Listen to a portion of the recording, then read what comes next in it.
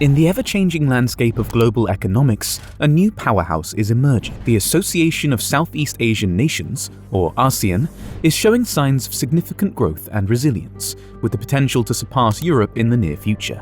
The strategic geographic location of ASEAN countries has become a cornerstone of their attractiveness to businesses seeking global expansion. The Philippines, for instance, is expected to emerge as the fastest-growing economy in ASEAN, despite an anticipated slowdown over the next 2 years. Meanwhile, the Indonesian economy in the third quarter of 2023 was able to grow positively by 4.94%, accompanied by a controlled inflation rate of 2.56% in October 2023, as well as improving social indicators, namely decreasing unemployment and poverty rates. As we navigate through this video, we will explore the key factors that could lead to ASEAN surpassing Europe, provide specific examples of ASEAN countries showing rapid growth, discuss the challenges that ASEAN might face in its path to surpass Europe, and how Europe is responding to this shift in economic power. We will also make some predictions about the future based on current trends and data, and discuss the potential implications of this shift in economic power.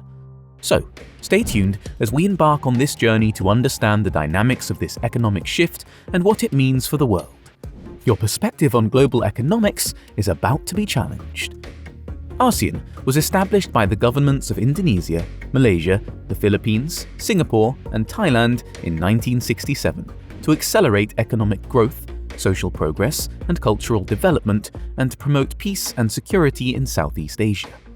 Brunei joined in 1984, followed by Vietnam in 1995, Laos and Myanmar in 1997, and Cambodia in 1999.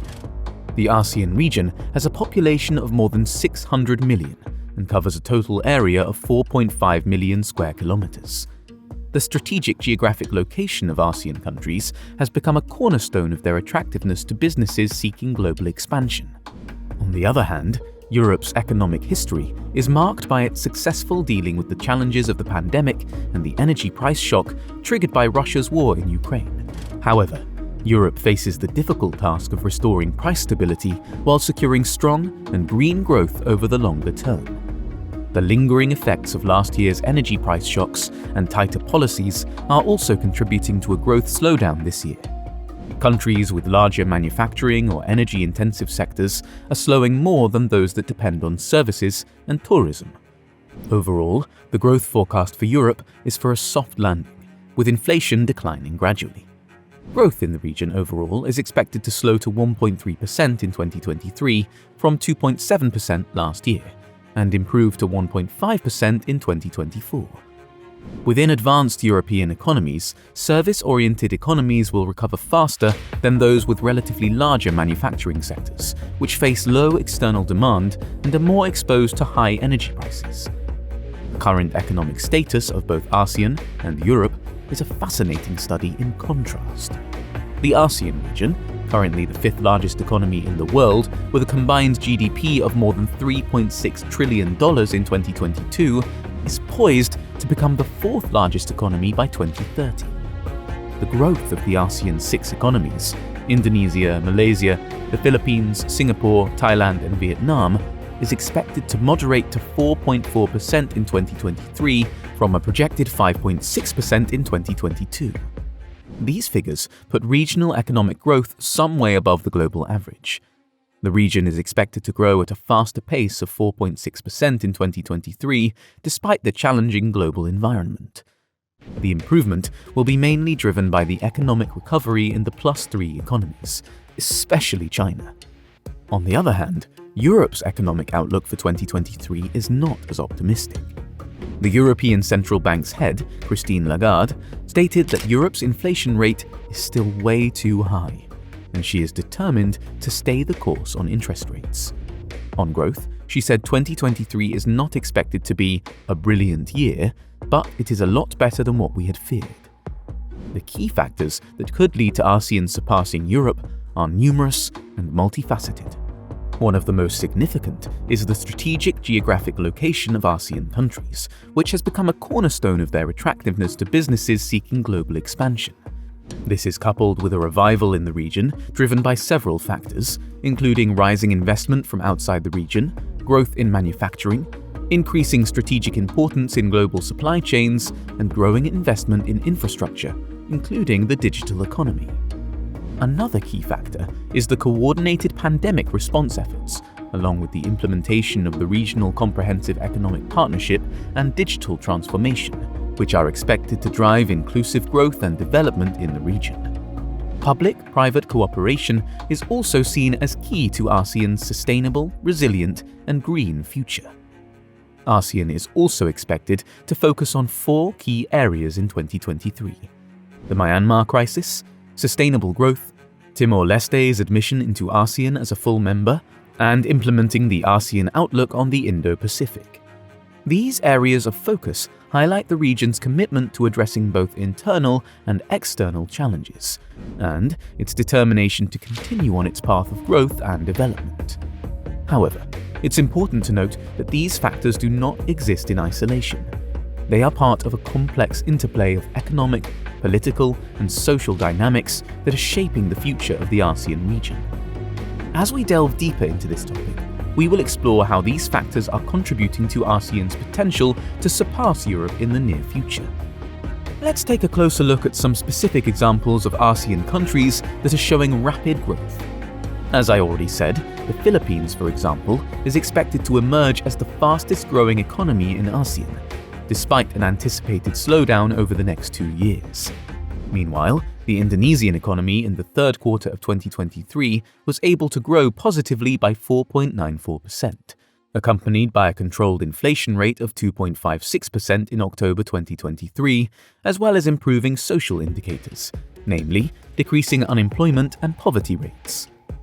Another rising giant in the ASEAN region is Vietnam, which is expected to go from being the world's 32nd largest economy to the 20th largest economy, while serving as a role model of best practices for developing countries.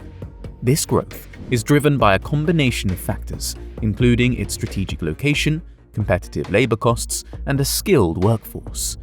These countries, along with others in the ASEAN region, are contributing significantly to the region's overall growth and development.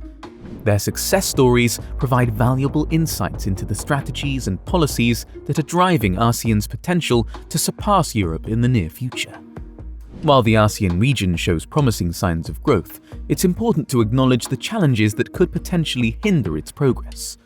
One of the key challenges is the weakening growth in developed economies, which could reduce economic activity and demand in ASEAN nations.